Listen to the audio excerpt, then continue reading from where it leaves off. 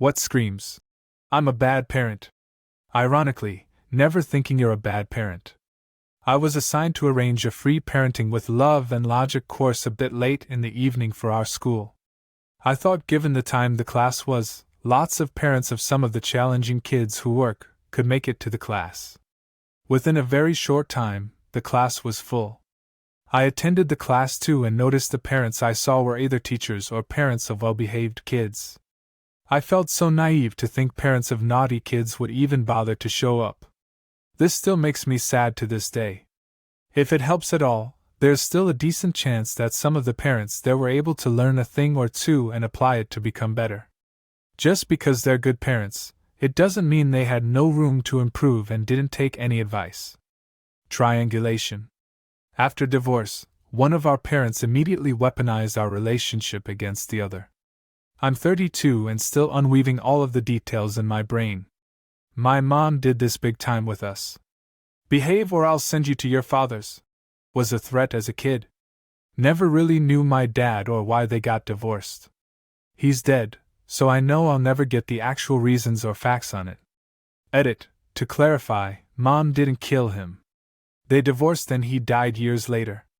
Blaming your own mistakes and regrets on your kids. Yeah, it's not my fault I was born, it's yours. And the irony of someone who didn't raise the kid properly saying that they were a mistake is even worse. My mother had not intended to get pregnant with me, and yet here I am. Almost every day of my life I heard that. I wasn't planned, I was unwanted, I ruined my parents' life. My childhood was filled with abuse, and to this day, the parents still blame me for being born and ruining their lives. They also don't understand why I haven't spoken to or seen them in well over a decade. My favorite part is I would have an older brother, however he died in childbirth. My mother would always invent these lives he would have had if he survived. In all her versions, he would be an astronaut, or a doctor who cured cancer, or a rich successful businessman, all the while ignoring her 4 living children all have mental health issues caused by her. Making your child think they aren't good enough. My mom once told me, "You're a screw-up and you'll always be a screw-up." I still think about that every time life isn't going my way or I'm feeling bad. Demeaning your children as means of punishment. The shame game. Brutal. Or just demeaning them for its own sake. I can't believe people need to be reminded of this, but please be nice to children. Treating your kid as your therapist. My mom found a love note to my dad from his mistress, which included a condom.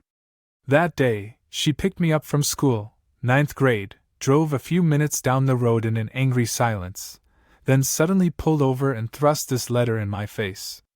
She then proceeded to come into my room, crying, a number of times over the next couple of years to tell me about their problems and the divorce. Meanwhile, just after the divorce, my dad used me as his relationship therapist with his mistress-turned-girlfriend. At one point I snapped and yelled, "I've never even been on a date, how would I know about any of this?" Using children as pawns in divorces or separations. My niece's father just called his 7-year-old daughter to tell her to make her mother apologize for blocking his number last night. He is upset she won't listen to him scream at her. Kids are opening presents, and he's screaming vulgarities at his daughter. Dad of the year right there. So yeah, I couldn't agree with you more. I don't know if this really screams it, but I absolutely hate when adults tell other adults their children's shameful secrets for no reason. Even strangers.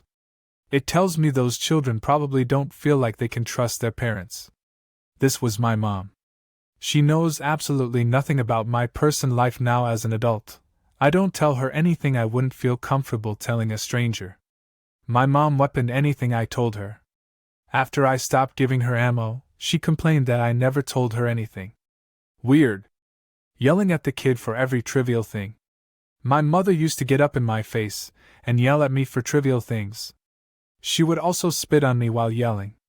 Yelling at a kid is traumatic for the kid. Don't do it. There are better ways to communicate than yelling.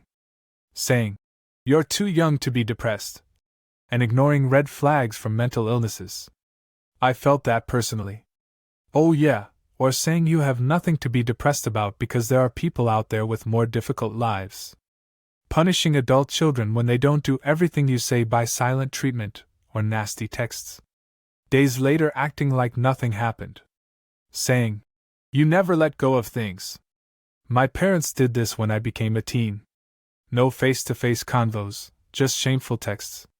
The next day, they would act like nothing happened.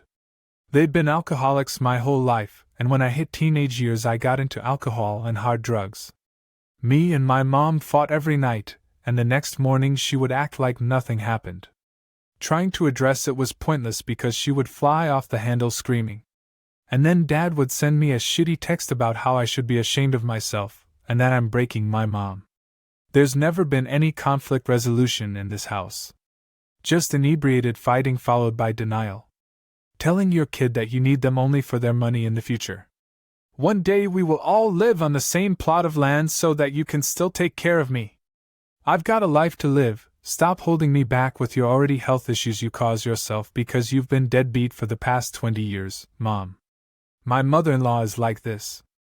We bought a small house on a half-acre, specifically so I can have a huge garden because that's my hobby. She's been sending my husband articles about granny pods, like we're ever going to build her a tiny house on our land instead of use it for gardening. She's in terrible health, also because of her own choices. She lives on Social Security and no retirement money because every time she quit a job during her working years, yes, quit, not lost the job, she would drain her 401k and savings before she decided to find a new one. Right now she lives in a senior housing complex with a sliding scale for rent because that's all she can afford. The infantilization of their children. Wanting them to stay helpless babies forever because they don't want them to grow up. I'm a nanny and it seems like a growing trend. It's one thing to engage in some infantile behavior or spoil your children a little. It's another thing to bend to every whim and not make your kids uncomfortable. Example with some kids I'm currently dealing with, not potty training them. Thinking that small children are just selfish tiny adults. Your kid isn't asking for stuff because they are selfish. Mostly we're excluding their occasional manipulative tendencies. They are doing it because they are 5. Don't be a dick to your kid because they are asking for support/help/food. They also know nothing other than themselves. They're learning. It isn't selfishness, it's their worldview which is literally undeveloped.